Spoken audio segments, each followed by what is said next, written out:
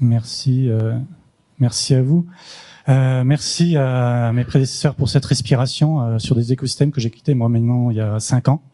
J'étais en métropole auparavant et je pratiquais les mêmes métiers, mais dans la région aujourd'hui Grande Aquitaine, qui à l'époque s'appelait Poitou-Charentes. Donc merci pour ce petit bol d'oxygène. Merci aussi à Juliette pour sa présentation nette et concise. J'espère que maintenant la définition de start-up, de ce qu'est un incubateur, vous est beaucoup plus claire. Par contre, je ne sais pas si je vais remercier les organisateurs de m'avoir placé après l'écosystème OceanTech, parce que moi, je vais vous présenter l'écosystème calédonien. Donc, on va faire un petit atterrissage sur le territoire. Mais je pense qu'on n'a pas à rougir, vous verrez. Donc, l'idée là, c'est surtout de vous montrer. Alors, c'est un exercice aussi sur lequel je suis pas trop familier, puisque j'ai plutôt tendance à parler des projets que j'accompagne et un peu moins de nous, ce qu'on fait et de notre parcours. Et là, l'idée, ça va être plutôt de vous montrer un peu comment on a émergé. Voilà, comment on a émergé en 2014. Alors 2011, je le rappelle, le pôle innovation que je dirige, dans lequel il y a un incubateur, fait partie d'un grand ensemble qui est la Technopole de la Nouvelle-Calédonie, qui est née en 2011 et qui avait pour l'essentiel en fait son pôle terrestre et son pôle marin. Il se positionne, vous voyez, dans la zone transfert entre le monde de la recherche et le monde économique, et le pôle terrestre et le pôle marin, c'est-à-dire mes collègues qui représentent presque 90% de l'activité et du personnel de la Technopole, travaillent essentiellement sur des itinéraires techniques dans le champ de l'autonomisation alimentaire du territoire. Voilà. 2014, génération, en fait, la genèse du pôle innovation, avec l'idée de monter un incubateur. Alors, sur le territoire, moi, je suis arrivé sur le territoire dans cette mission et comme il n'y avait aucune antériorité, on a dû réfléchir tout de suite à quoi on pouvait, dans quel champ on pouvait positionner en fait le dispositif. Et en fait, on est parti finalement de ce qui semblait quand même une évidence. On dispose d'une exceptionnelle biodiversité. On dispose d'une recherche très active avec, vous l'avez vu, de nombreux acteurs positionnés. Mais finalement, dans la chaîne de la valeur, derrière, au-delà des publications, très peu de concrétisation par création de richesse sur le territoire par de l'entrepreneuriat.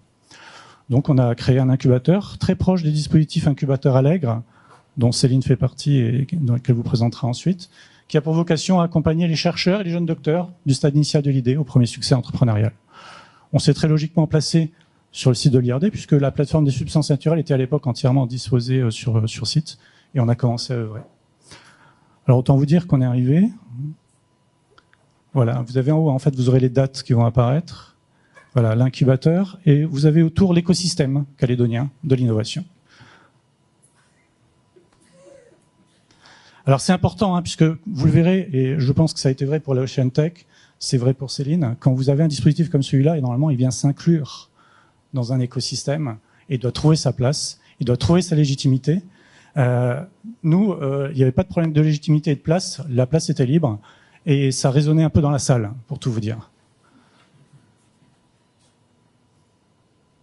Alors un incubateur, justement, c'est un dispositif qui normalement génère un flux. Vous avez des projets qui rentrent et qui sortent.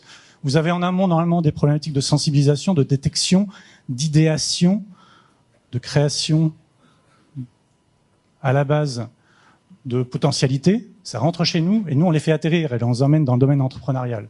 Et derrière, on a des dispositifs type la OceanTech qui viennent les prendre en charge et qui derrière amènent ça sur le marché. Les problématiques de scalabilité, tout ça, c'est traité après normalement. Et en même temps, un incubateur normalement est alimenté par des moyens, des dispositifs. Et derrière, on s'en sert pour donner des indicateurs. Donc voilà, ça c'est la belle photographie. Et il n'y avait rien. Alors très vite, on s'est rattaché à un réseau qu'on connaît très bien, j'en faisais partie, c'est le réseau Rétis qui regroupe l'essentiel des technopoles, des incubateurs et des accélérateurs métropolitains. Enfin, tous n'y sont pas, mais il y en a un grand nombre. Et ça m'a permis, moi, de maintenir le lien quand même, de benchmarker et de voir un peu comment on allait travailler. Et surtout, le choix qu'on a fait tout de suite, c'est de se mettre dans les bonnes pratiques. C'est-à-dire que le dispositif qui s'est créé, c'est tout de suite mis sur les standards métropolitains et internationaux de dispositifs d'incubateurs. Très vite, comme on était initialement sur le champ des biotechnologies, s'est posé la question de la propriété intellectuelle. Un vaste sujet sur lequel le territoire là non plus n'était pas du tout préparé. Bon, il se trouve que j'ai une petite compétence sur le sujet, donc ça m'a permis moi de faire un rapprochement par rapport à l'INPI, derrière aussi par rapport au conseiller en propriété industrielle, de commencer à asseoir finalement sur le territoire une compétence qui dépasse le cadre d'ailleurs de l'incubateur. Aujourd'hui, on délivre du service aux entreprises calédoniennes sur ces sujets-là. Bon, ensuite, il faut travailler quand même, il faut rentrer des projets. Pour rentrer des projets, il faut un comité de sélection. Donc le principe, on ne choisit pas nos projets, c'est le territoire qui choisit ses projets. Nous mettons en place un dispositif dans l'intérêt du territoire Et vous avez en haut la liste des acteurs présents au jury. Vous avez l'État, le gouvernement, les 3 provinces, les chambres consulaires, les sociétés d'économie mixte, de développement économique, Initiative NC, l'ICAP et le CRESICA. Voilà les acteurs qui, sur le tour de table, identifient avec moi les projets et les sélectionnent pour moi. Donc c'est important parce que ces acteurs-là, il a fallu les faire monter progressivement en compétences sur le sujet de l'innovation. Ils ont connu, puisqu'on les a maintenant depuis l'origine, 9 comités de sélection, 3 comités de sortie, 5 comités de suivi. Donc ils ne peuvent pas ne pas connaître le processus d'innovation. Et on a rentré 4 premiers projets. 2 projets biotech, 2 projets issus de la recherche, et 2 projets issus du monde économique. C'est là qu'on s'est dit, finalement, on n'aura pas que des biotech. Et on a eu un projet numérique tout de suite qui s'est positionné, c'est un peu le sujet du jour, et un projet sciences de l'ingénieur. Sur le projet numérique, on s'est rendu compte que finalement, le marché, il n'était pas calédonien. Mais alors, pas du tout calédonien. Il était métropolitain plutôt, en termes de dynamique. Et on s'est dit, comment on va réussir à faire le relais? Donc, la Ocean Tech, vous allez très vite comprendre. Co-incubation avec Balle de Mai. Nous sommes en dernier trimestre 2014. On a démarré le processus d'ouverture du territoire en mettant en place une incubation avec Balle de Mai. Alors moi j'avais déjà pratiqué l'exercice avec Balle de Mai.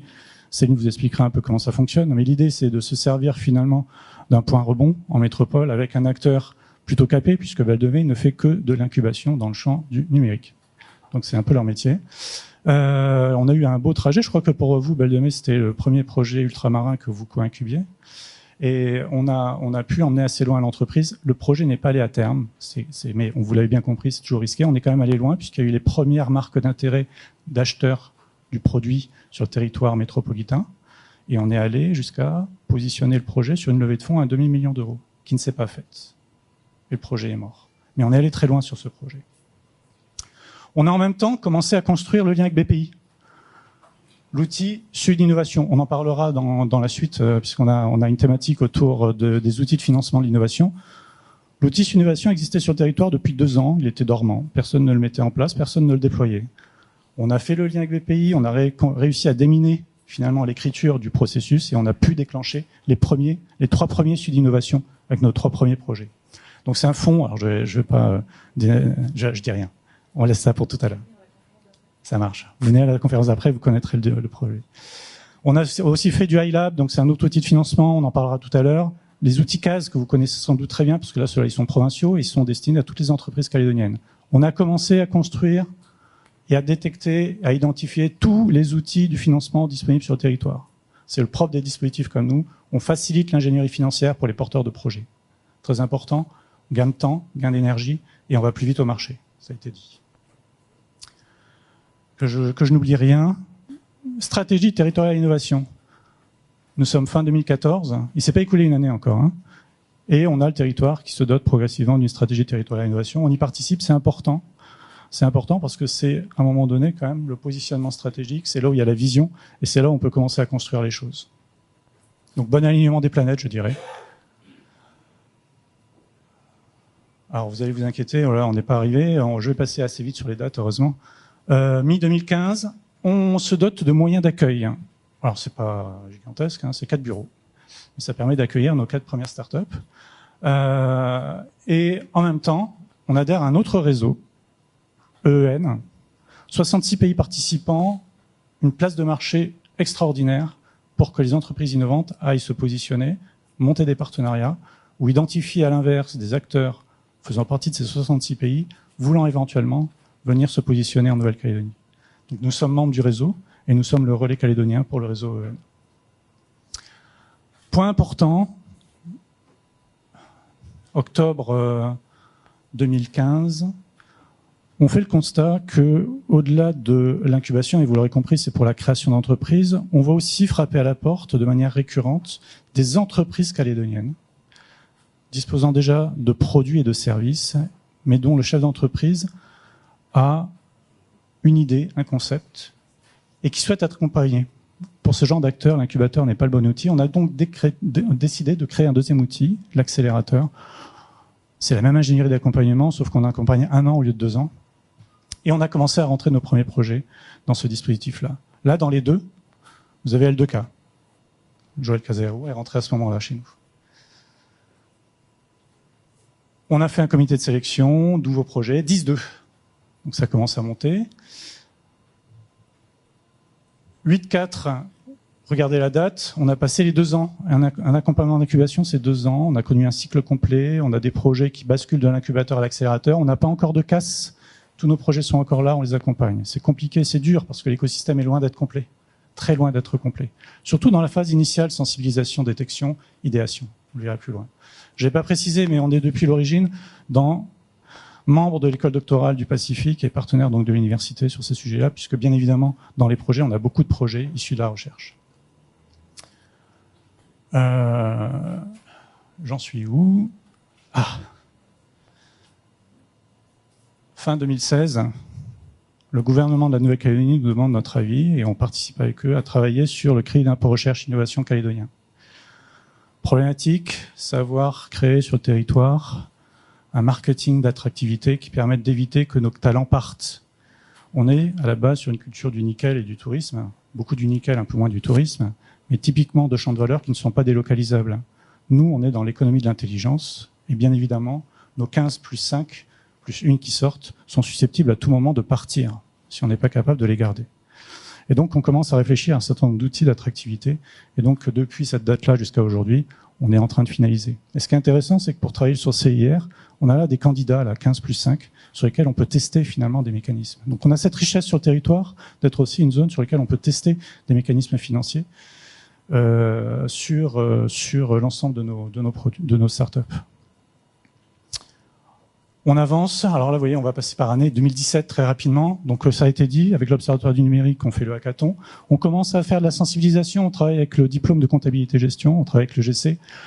On consolide le lien avec le monde de la recherche. On se positionne même par rapport à l'IAC comme organisme, cellule de valorisation. Ils ne se sont pas dotés, en fait, d'outils.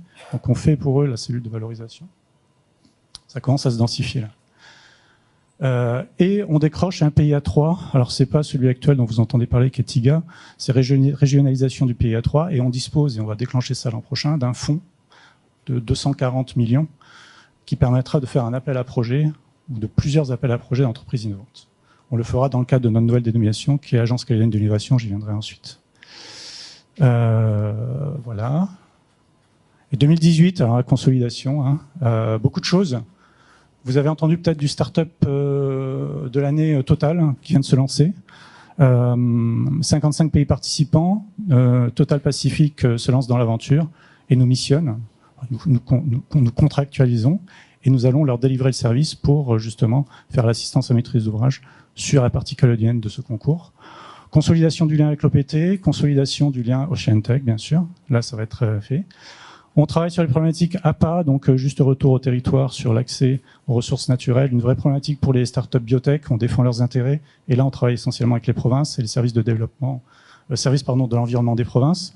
On a pu participer aux startups à l'école, on a décliné finalement en ultramarin, on a été les seuls à décliner ce programme métropolitain, et on y a associé le lycée Jules Garnier.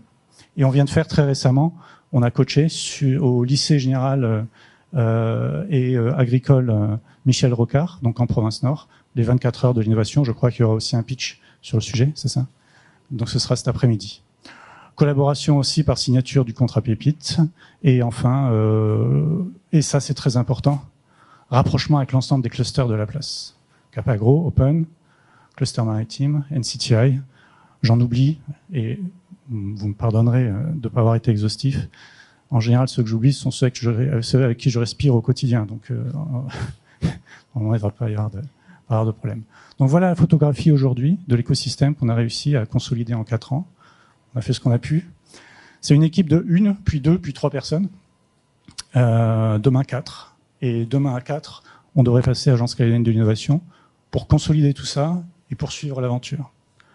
Alors tout ça, c'est intéressant, mais pourquoi? Tout ça pour accompagner des entreprises. Et là, vous avez en fait la photographie de ceux qu'on accompagne aujourd'hui. Alors, ils sont répartis, vous voyez, là, vous avez les biotechnologies en haut. Tout ce qui est clean tech, sciences de l'ingénieur. Nos amis du numérique, c'est le sujet d'aujourd'hui. Et en numérique, service délivré par le numérique et pure player service. Donc ça, c'est important puisque c'est pour eux qu'on travaille. C'est avec eux qu'on actionne aujourd'hui. Quelques chiffres, mais donc 130 dossiers instruits pour 29 dossiers accompagnés. La perte en ligne, là, c'est tout ce qui est pas innovant, souvent. ça a été dit dans la vidéo. C'est les projets aussi qui ne sont pas matures, qu'on garde sous le coude. C'est plus de 170 millions de fonds levés en fait, pour les porteurs de projets, faut bien comprendre ça. C'est un service qu'on décline de manière gracieuse, c'est-à-dire que les 2 années d'accompagnement ou l'année d'accompagnement supplémentaire qu'on apporte sont entièrement pris en charge par les collectivités.